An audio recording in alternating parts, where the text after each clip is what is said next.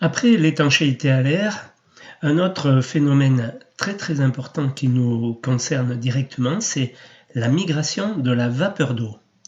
Donc la migration de la vapeur d'eau et donc les risques qu'elle entraîne dans les parois et les différents ouvrages de construction.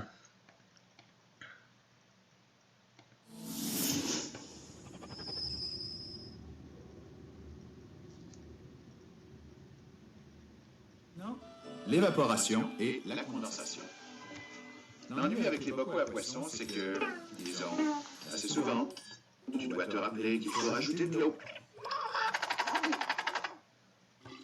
Pourquoi? Où cette eau est-elle partie? Comment a-t-elle disparu? Eh bien, remplis donc le bocal d'eau et plonge-y pour voir ce qui se passe. L'eau est un liquide. Donc, ces molécules bougent trop vite pour que leur force d'attraction mutuelle les tienne ensemble en formation de grillage ordonné. Ce qui fait qu'elles glissent et dérapent dans tous les sens. Bien que la concentration des molécules dans un liquide soit presque semblable à celle des molécules dans un solide, dans l'état liquide, c'est le désordre absolu et chaque molécule s'occupe de ses affaires. Certaines molécules, en jouant des coudes, finissent par se retrouver dans la partie supérieure du liquide et forment en fait la surface du liquide. De temps en temps, ce jeu de coude force une molécule à sortir du liquide définitivement et à s'échapper dans l'air. Bien sûr, avec le temps, des millions et des millions de molécules s'échappent du liquide de cette façon-là. Ce mouvement continuel de sortie de molécules fait penser à ce qui se passe dans une machine à pop-corn. Seulement dans le cas des molécules, la plupart d'entre elles demeurent dans l'air et voyagent en toute liberté. Bien sûr que non. Maintenant, tu ne peux pas les voir. Chacun de ces petits morceaux est si minuscule que tu ne pourrais même pas le voir avec un microscope. Tu n'aperçois les molécules que lorsqu'elles sont agglutinées par milliards sous forme de solide ou de liquide. Tu peux les voir quand elles forment l'eau dans ton bocal à poissons. Mais dès qu'elles s'échappent dans l'air, elles deviennent invisibles. Mais elles sont toujours là, volant dans l'air. Seulement, elles ne forment plus un liquide, elles forment un gaz invisible. Une vapeur. C'est pourquoi ce qui est arrivé à l'eau de ton bocal à poissons porte le nom d'évaporation. Il s'est passé un changement d'état. L'eau s'est transformée de liquide en gaz. Elle est devenue de la vapeur d'eau. L'eau s'évapore continuellement. En fait, si tu laisses ton bocal à poissons dehors au soleil, l'eau s'évaporera encore plus vite. Parce que plus l'eau est chaude, plus les molécules se bousculent et plus elles s'échappent souvent dans l'air.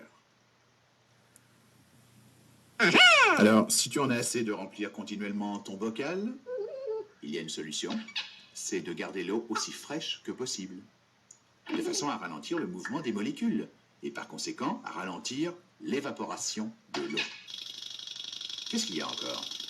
Maintenant, tu ne peux plus voir ton poisson? Comment ça se fait?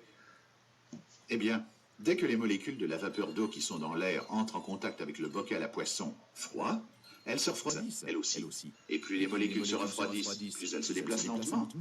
Et plus elles se déplacent lentement, moins elles peuvent résister à leur force d'attraction mutuelle. Ce qui a pour résultat de les faire se rapprocher de plus en plus. En d'autres mots, le gaz redevient liquide. L'eau, de son état de vapeur, retourne à son état de liquide. Et c'est cette eau qui se rassemble sur toute la surface de ton bocal à poissons. C'est cela qui forme la buée.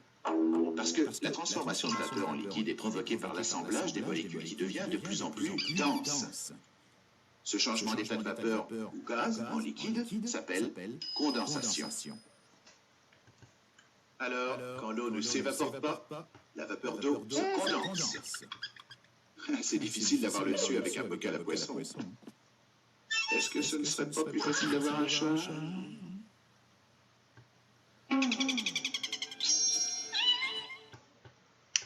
Voilà. Donc pourquoi on s'intéresse au phénomène de condensation dans les parois? Parce qu'en rénovation, en particulier, ce qui marchait bien avant ne marchera pas forcément après des travaux de rénovation, parce qu'il y a un risque énorme à rénover des millions de logements si l'on n'a pas très bien compris comment fonctionnait la migration de la vapeur dans les parois, parce que la migration de vapeur dans les parois, c'est un sujet très peu étudié et très mal compris par la plupart des professionnels, d'où de nombreuses pathologies.